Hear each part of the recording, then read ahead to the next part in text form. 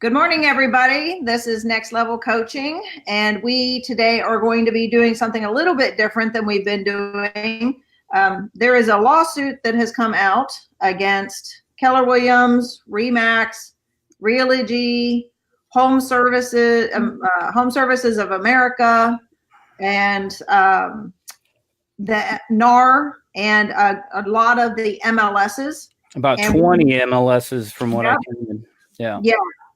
And we want to kind of go through this. Matt, why don't you jump in, and I'll make sure everybody else is on board here. Okay, yeah. So, we wanted to talk about this lawsuit and just talk about what effects it's going to have on real estate.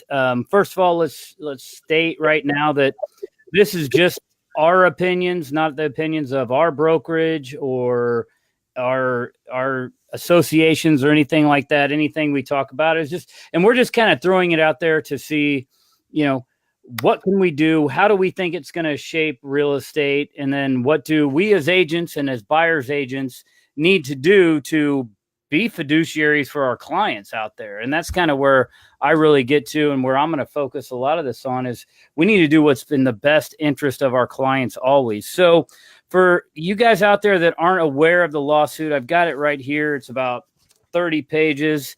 It's a class action lawsuit brought to you by what Sheila talked about. By a law firm. Here's the key thing. The law firm that's doing this is the same law firm that went after Big Tobacco. They won a class action lawsuit against Apple. These are heavy hitters, right? I mean, they're not just throwing something out there and it's going to be able to be paid off very quickly. So basically what the lawsuit talks about, and I've got other articles here, you can find it out if you go to Inman News. You can find, what the bombshell buyer side lawsuit means to realtors.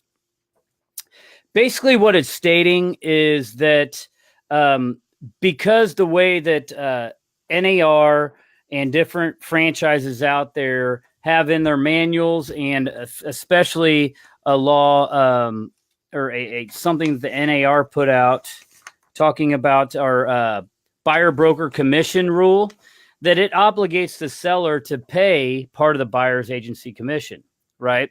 And so what it basically states out there, and most MLSs and brokerages have this, where you sign a listing commission, you negotiate your listing commission with the seller, right? Whether it be 4, 5, 6, 7%, you're negotiating that. But in that listing agreement, it then states that you're going to share that commission if another agent brings in a buyer. Well, where the lawsuit comes is saying that according to NAR, that the buyer broker commission rule basically states that in order to put the property on the MLS, that they have to offer a buyer agency commission out there, right? And that commission is non-negotiable. The specific terms are, let me see here. And it has to be, let's see, I've got it.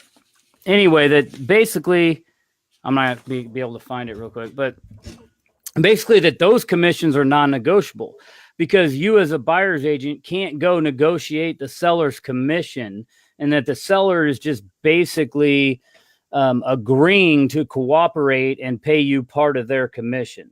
So it's an antitrust lawsuit. I think it has some wheels on it. I think it'll go forward. Even if they settle out of court. I mean, what they're suing for, they don't have the exact amount in here, but it's based on, total commissions paid, and it's including everybody who's paid commissions in these MLSs and through these companies over a number of years. So the estimates that I'm seeing, it could be up to a $53 billion lawsuit, and said that it could possibly be settled out of court for up to $10 billion. So up to $27,000 in potential damages per transaction, multiplied by 2 million transactions. So that's $54 billion in potential lawsuit. And then in the Inman article, it does talk about $10 billion to make it go away, which I mean, even 10 billion for all these companies is, is more than most of these companies are valued put together.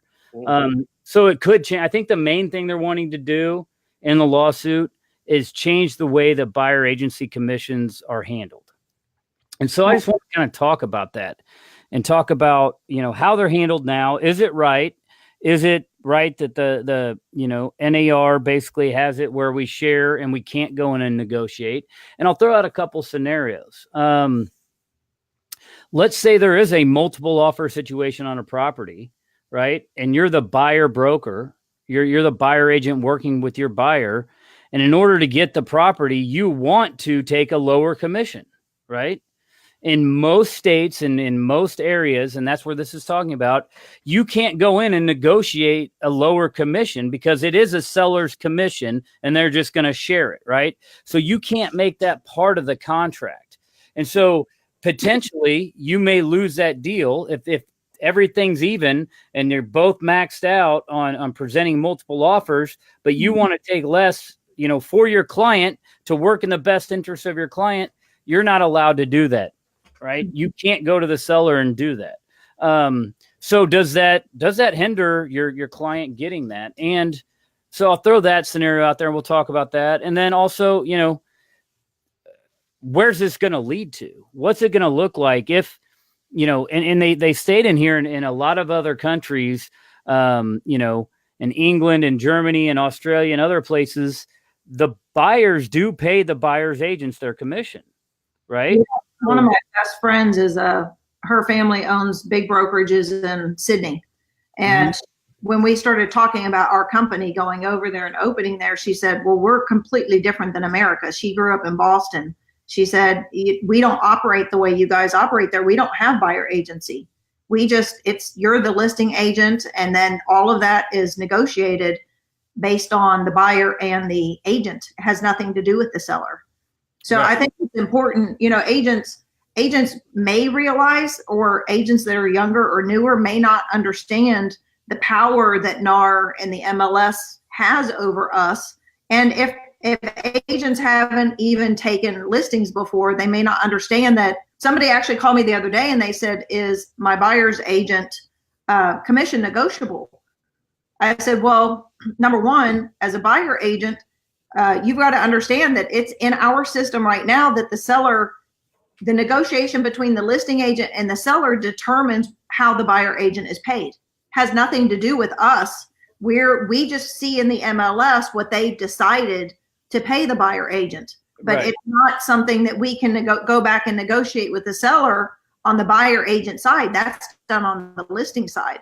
So and that's one thing. Yeah. And that's definitely one thing they talk about in the lawsuit that we want to bring to attention is, and MIT actually did a study that, buyers or agents, and this is where I want to kind of identify that this is definitely not the way we practice in our business. And this all got kind of how this got my wheels spinning. I was on a coaching call on Monday with one of my coaching agents, and he asked me, he said, hey, since this lawsuit came out, I had a seller ask me, why do I have to pay the buyer's commission? Right. And we went through that scenario and talked about, different scripting on how it works and why we can explain that. But that's what they were talking about. So MIT did a study talking about seeing the effects of having a below 3% commission listed on the MLS for buyer's agents. And those properties stayed on the market longer than properties that were offered, and they were shown a lot less than properties offered at 3%. Now, personally, and I had this conversation with my coaching client was, I don't even look at, if I'm showing a buyer, I don't even look at the buyer agency commission until it's already under contract and I'm writing up my commission letter. Right. It doesn't even come into, because if you're truly working as a fiduciary for your buyer client, that shouldn't come into effect at all. Right. And if you've gone through the proper channels of getting a buyer agency signed, right. I know in our area, the buyer agency states, the commission will be blank or whatever is on the MLS, whichever is greater. right? So if you sign, let's say, a 3% buyer agency with your buyer anyway, if the MLS is only paying 1, 2, 2.5%, then you can go back to your buyer client and get the rest of that, right? If you want to do that and go that route. So I think a lot of this, but there are agents, obviously, with this study, there are agents out there looking at commission, right? And specifically not showing houses based off commission, which I think is wrong. I don't think you're doing a fiduciary responsibility for your client, but it's happening out there. Absolutely. Oh, I'm sorry. Yeah, go ahead. Absolutely. I mean, I couldn't agree with you more. And I do the same thing. I'm not looking at the amount, but I mean, I've actually had agents here in the Charlotte area that have called me up and said, okay, for instance, like I would give a 1% discount to a past client, right? Someone that was a repeat client, right? And so I would give them this discount. And I've actually had agents that would call me up and say, okay, look, you're offering 0.5% less than the industry standard, quote unquote, which is not allowed, by the way, and say to me, unless your client or you pay the additional 5.5%, we're not showing your property. Right. And I think that's totally unethical. And anybody who does that, I mean, you should report them to the board, because that is total unethics. They can't do that. They're not looking out for their client's best interests. They're looking out for their pocketbook. And we don't do that here in this coaching platform. Right. We do not teach that. We do not coach that. We do not want anybody doing that. So let's what's this going to do to our industry? I mean, I want to get your guys' thoughts on, okay, this lawsuit is probably going to be drawn out for a long time. It could take 3-5 years. I think the ultimate goal, what they're wanting to do, besides the money, is change the way that we do business and get it to where buyers agents have to negotiate their commission with their buyer. So what does that look like? What does that look like in industry as a whole?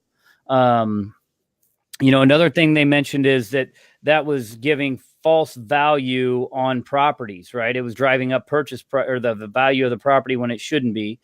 I kind of disagree with that. I think an open market, the price is the price, and it's going to take care of itself. Right. And, with most properties, I think, 92% of all properties sold were sold through a real estate agent last year.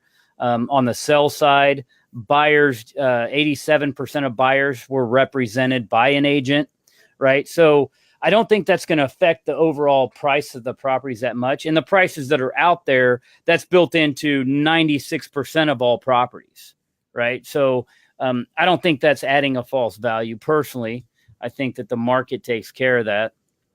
Well, but what does that look like? Well, I think, to reiterate what you had said before, that, yeah, they're suing for damages, but they're number one in the Inman article. It says the most important thing that they're suing for is to make the law change, meaning that the sellers will not be required to pay the buyer agent commission anymore, so that it restricts the competition among the brokers. And right. So thinking of that, that means that if NAR and all these MLSs that they listed, and Dallas is one of them, at Florida, they listed a whole bunch of different MLSs. The biggest MLSs in the country are part of this lawsuit. And I think, to reiterate what you said, is the two law firms that have filed this complaint, they said this is not going away. They're the two biggest law firms that file class action suits. One of the law firms sued Apple and won. One of them sued Toyota and won. They're the biggest lawyers in the nation that are doing this. So this going away is something that all of us need to be aware of and be thinking about and be preparing for, because it will. It's not if, it will change our industry. Whether it's 1 year, 3 year, 5 years, however long it takes for them to do this, it will change our industry. So what does that look like? So let's say that they win. And they're saying that there's a very good chance that they will win based on what's in the lawsuit. And we will post here, you guys, in our coaching group, we'll post the Inman article and we'll post the lawsuit so that you guys will be able to read through this yourself. And we'll look back for that MIT study to pull that information to give you guys in the docs in the coaching group. But let's say that NAR goes out of business because they get, their portion is a couple billion. Let's say the MLSs go out of business. What happens? What happens to our industry? What happens to all of us? What happens when all of the people representing a buyer no longer have the money given to them? That they actually have to create a list of services, and they have to think through, what do I have to do as representing a buyer? What kind of services do I have to give that buyer to make sure that I'm earning the right to ask or request commission? If you think about those of us who are predominantly listing agents, we have a lot of things that we do and we pay for that we give the seller as a part of representing the seller on a listing. It's going to become that aggressive. It's going to become that important that you're prepared on the buyer side, just as we are prepared on the listing side to be able to represent sellers. Yeah. So what does that, let's say, what does that look like? So I know in other countries, and I've studied this, is, here's what, and we really, as realtors, we did our own self a disservice by giving out all our information, right? When the NAR sold realtor.com to a private entity, we did at one time own realtor.com. That was still all our data, right? Then they got this bright idea, let's sell it to a private company. And they did that, and it opened the floodgates. And then Zillow came along, and Trulia, and now everybody has access to the information that at one time only realtors had, with the MLS. But that's in the past, right? That information is already out there, and it's just going to be getting bigger and bigger with blockchain technology that's out there. That's the same technology that houses Bitcoin and all the cryptocurrency, which ultimately allows information to be almost instantaneous out there. And when something's out there, it's going to come out and it's going to be instantly everywhere, accessible by everybody, right? So you take in all the past data, all the sales data, all the listings that are out there. Eventually, with blockchain technology, once it's listed, whether it's in an MLS or somebody just puts it on a non-MLS website, that information is instantaneously going to be out there, right? So with that being said, most buyers nowadays, and I think you guys would agree with me, are finding their own properties online, right? It used to be that the buyer's agent would have to search their MLS or go driving for dollars and find those properties and bring them to the buyer and say, here, look, this property just came on the market. Now it's almost instantaneously. The buyers are finding their own properties, right? So here's what I think it's going to look like. Okay.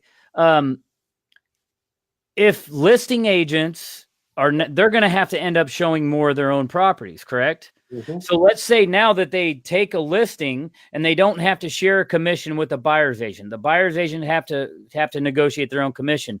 On the listing side, as a listing agent, are you going to take a 3% listing, right? Half of what normal, and by no means is this, we're saying this is normal, but the average is about 6 to 7%, splitting that.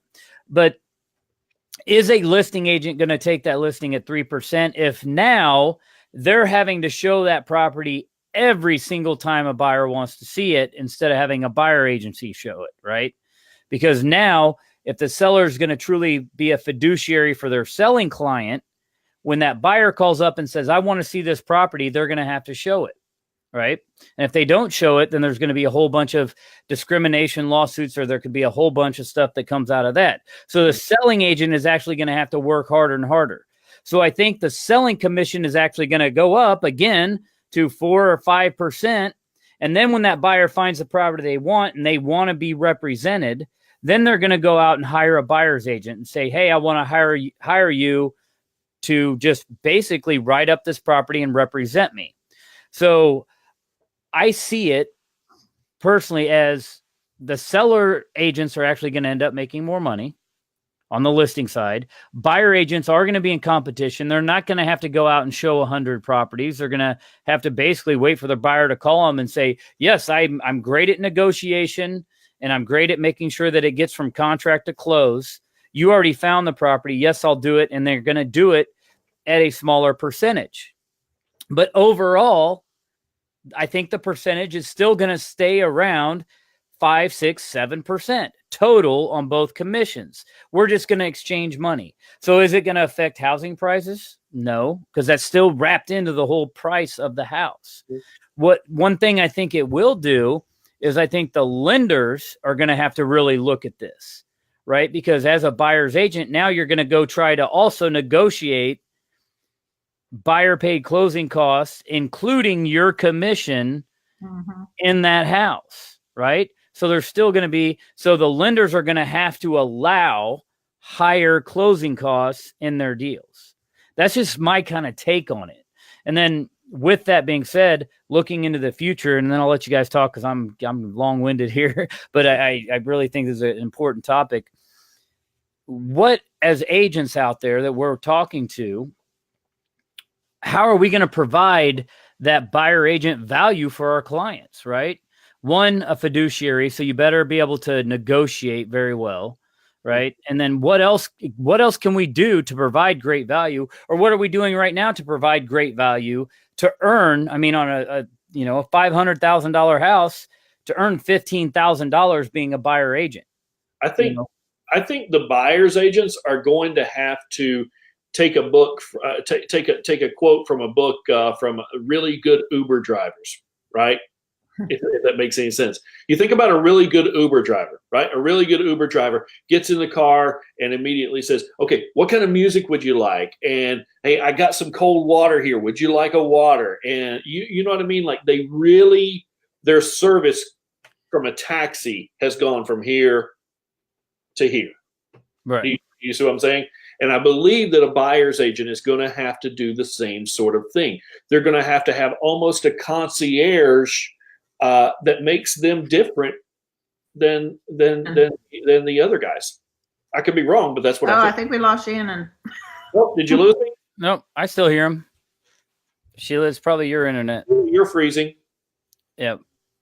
So yeah, I agree to a certain extent. I think a lot of agents already, what is services that we're gonna provide, right? Okay. Oh, Sheila, you're cutting out. I think we're losing it on your end, Sheila.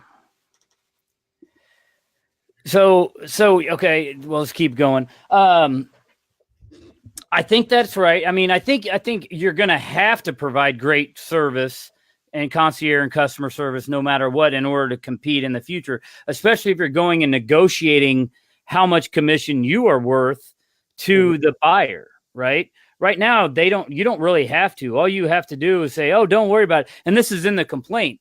They're saying that some franchises and some companies are telling their agents to go out and say that buyer agency is free when it's not. And I know it's not here. I mean, because we have a buyer agency and it says that they will pay X number percent and we come up with that, or whatever's in the MLS, whichever is greater, right? So if the MLS is paying $1, then we have to get that money from our buyer's agents, right?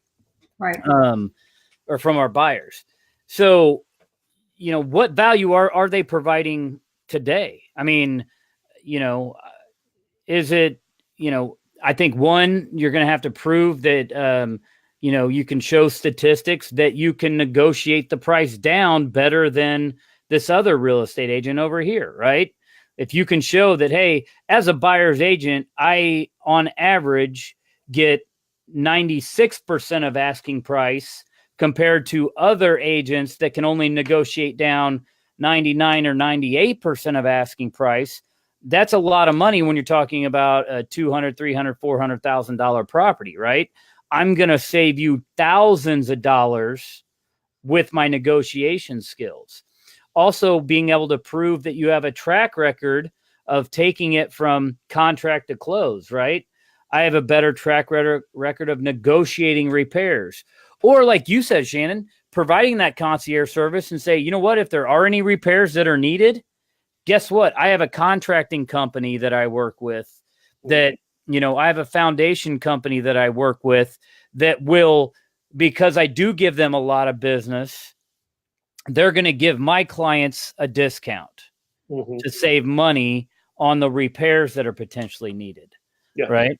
Matt, this is already happening right now. For instance, if you reach out to certain for sale by owners, okay, I'm hearing a lot of agents who work with for sale by owners who are reaching out to them and telling me, what I'm hearing from them is, no, I will not pay a commission. You need to negotiate that with your buyer. Right. Yeah. And so it's already happening. Yeah, that's happening right now. Yeah. So with this lawsuit, and then what, I guess, so what does that look like? How can the agents that are listening right now, what can we tell them that they need to do right now to prepare for this and to be able to provide better value?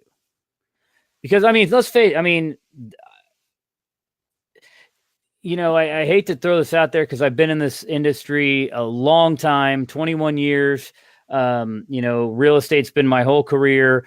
I love every agent I work with, or most agents I work with. But there are those bad agents out there, right? There are those ones who, they went to school for a week and a half, they passed the test, and now they talk to somebody and they're coming up and they bring a buyer. Let's say it's a $500,000 house. They show them 2 houses, bring the buyer. They have no idea what they're doing, working with contracts, anything like that. Are those agents worth $15,000 commission? Should you, as a listing agent, have to share your commission with them? And should we be dictated by our boards to share our commission with them? And that's, I think, one of the questions. I don't know. That's where I see buyer agency going away. Not buyer agency going away. I see sellers paying them going away. I think they'll ultimately end up paying it out of the sales price of the house and other proceeds. Yeah. But I see that we're going to have to negotiate our own buyer agency commissions. And then what is that actually worth? Is that worth half of the, is that worth an average of 3%, or is that worth 1%, or is it a flat fee? If you don't have to show how, if all the sellers, or if all the buyers are already finding the properties and calling the selling agent to show them the property, what is it worth just to negotiate it? I don't know. I'm throwing it out there. Well, I also think that part of the other thing that's going to happen, when you mentioned before about the listing agent side, that the listing agent fees will go up because the listing agent is going to be required to show the houses themselves. And we actually have that now. When I work with, multi-million-dollar houses, a lot of those sellers want the listing agent at every showing. So right. And you see that in New York all the time, that the listing agent's there. So I think one of the things that might happen is the buyer agent role might change as well, meaning that the listing agent has a deal with the buyer agents on their team and also with the seller, saying, me or one of my buyer agents will be here to be at the house when the house is shown. And I think it's going to become more of a partnership in one sense on the listing side with your buyer agents that work on your team. So right. I think we'll see a lot more teams, because I think you're going to see a lot more on the listing end, and the bigger agents are going to have buyer agents coming to work for them more, because the buyer agents aren't able to business themselves. The listing side more than it even working with the seller to say, I'm going to have me or one of my agents will be present at the house to make sure every showing. And then the listing agent will work out part of the split with the buyer agent as well, if they're there helping show the house for them. Not necessarily the showing agent, but being there at the house representing the listing agent. I think that's going to be another piece of it. Well, it's going to bring back sub-agency is what it's going to bring back. If you remember sub-agency back in the day, whenever nothing was online, right? And you had to walk to the agent's office, and the listing agent was sitting there, and they'd say, oh, okay, here, let me show you this house. Da, da, da. Oh, by the way, this is so-and-so on my team, and they're going to show it for you. So that's the way that sub-agency worked, and I can see sub-agency coming back. Well, yeah, that it will, but there will also still remain the buyer agency because the buyers are now educated enough where they know they want to be represented. So yeah, it may be a sub-agent of the listing agent showing the properties for them, but they're not going to write up the deal. That buyer is going to go out and hire their buyer's agent and pay them a commission. And here's the other thing is, when we're talking about value is on most of my deal, if you can go out and say, well, yeah, on most of my deals, I get your closing cost built into the deal, which includes the commission that you're paying me. Right. So if you can create that value proposition of, hey, I'm going to be able to negotiate, a lower price for you. I'm going to be able to negotiate the highest amount of closing costs. And this will all depend on what the lenders are going to start allowing for closing costs. Or if the lenders are lagging behind, let's say this lawsuit went through tomorrow, right? And they said, and everything just changed instantly, right? The lenders are going to take their time before they move over. So then as a buyer's agent, are you going to be able to negotiate in that contract that the seller maybe carry a second mortgage on it, right? To cover those commissions. Because face it, if it's a first-time home buyer, how many first-time home buyers, they barely have enough in most cases to pay the normal 3% closing costs. Now, if we added another 3% on top of that, they don't have that money, right? Well, what I think it's going to be even bigger because what you're talking about having the lenders make changes. I mean, the lenders are all based on the government regulations. So I think we're going to get into something with government regulations of, the different loan types and what is allowable, because right now, basically the cost is allowable based on, what the lender determines is able to be rolled in for on behalf of the buyer. But that you're going to get into a government issue because a lot of those things are maintained by HUD, Fannie, Freddie, all the other people involved in this. So it becomes an even bigger question of what's going to happen to the entire industry, not just real estate, mortgage. There's a lot of other pieces to this that are going to get involved. And that brings up another point of where are the lenders going to go here in the next, I think it's going to be prevalent within the next 3 to 5 years, the blockchain technology that I was talking about. So think about title companies, right? What does a title company do? They provide insurance to provide a clear title, right? And ensure that title, that it's clear.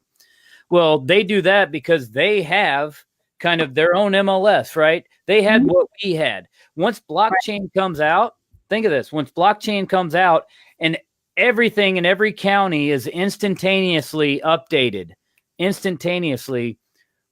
we are not going to have to require title companies to do title searches, or the banks are going to look at this and go, why do we need title insurance, right? We can go look ourselves and make sure it has a clear title.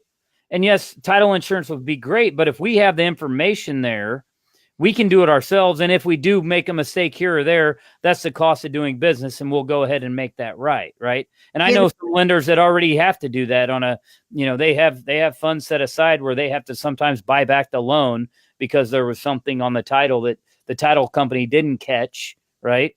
Or they'll lawyers instead of having a title company and the lawyers at a title company, the banks will just have their own lawyers on staff to deal with that stuff. And then they'd be able to cut out the title company. Yeah. But I don't even think you'll need, the information will be so accessible that even the potential homeowner will be able just to click a button, go, oh yeah, it's got a clear title.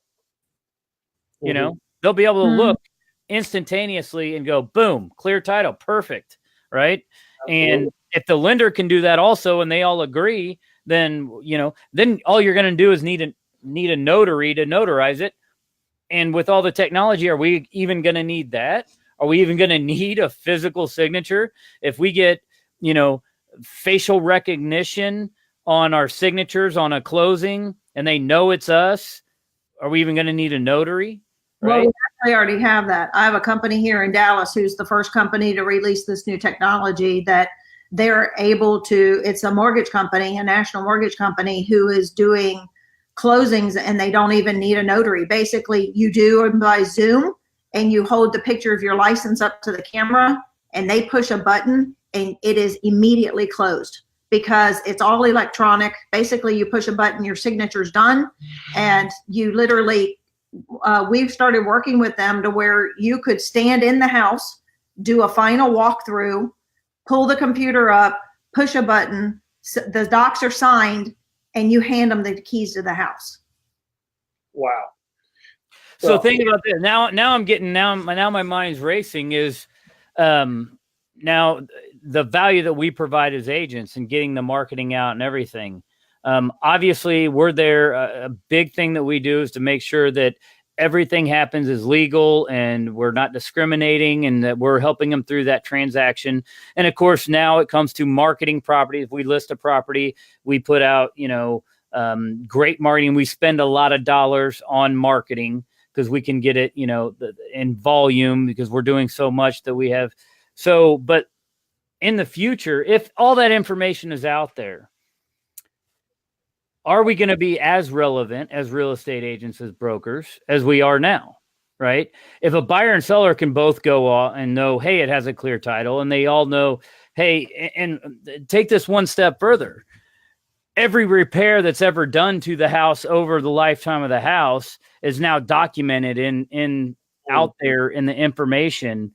And technology. I mean, you already see Google Earth and Google Maps where they're taking pictures of the properties at least once a year and updating that. So does it go to now there's so many cameras, so many angles, so much information that you can see the everything that's happening to that house, and you can go back instantaneously and look on a timeline on that house and know that, hey, yeah, these people have taken care of it, right? And that the maintenance has been done.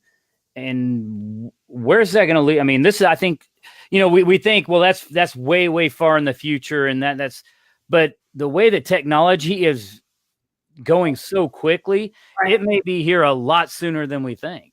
Yeah, absolutely. In the next 5 years, our industry is going to look completely different than it does today. And right, so we're over time, so we're going to wrap this up. This has been a great discussion today, you guys. And it's really just a matter of us as an industry, us as individuals, being the experts in our field, being prepared, really thinking through the things that we need to do to make sure that we're able to survive through whatever comes and really be the best thing we go. Oh, Sheila, we lost you. We lost you, Sheila. So I think what it's going to come down to, guys, to kind of wrap things up, and I think what Sheila is saying is this: look, in the next 3 to 5 years, things are going to change. So as real estate agents, we need to work our butt as much as, oh, there she is. She's back. We need to work our butts off as much as possible, put as much aside, and try to actually have some sort of retirement, because, guys, this could change our industry entirely. Would you agree, Matt? Absolutely. What it'll do, I think to me, I look at it, there's both positives and negatives. I think it will get rid of a lot of the, not so, ethical agents. I mean, because every industry, whether it's, politics, real estate, police, anything, you have your bad apples in every bunch. And I think this will get rid of a lot of the bad apples. I also think that it's going to make agents, really look at what value they are providing. Your net worth is determined by the value that you provide to somebody, right? Mm-hmm. So and you're going to have to figure out what that value is, and that value may change over time with technology. So it may be that you're providing value by you investing in a better technology than somebody else, right?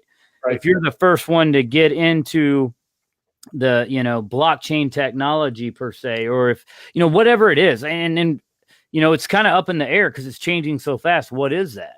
Right. But ultimately, I think the ones that will succeed are the ones that provide great customer service and the ones that truly believe that they're working as a fiduciary for their client, working in their client's best interest.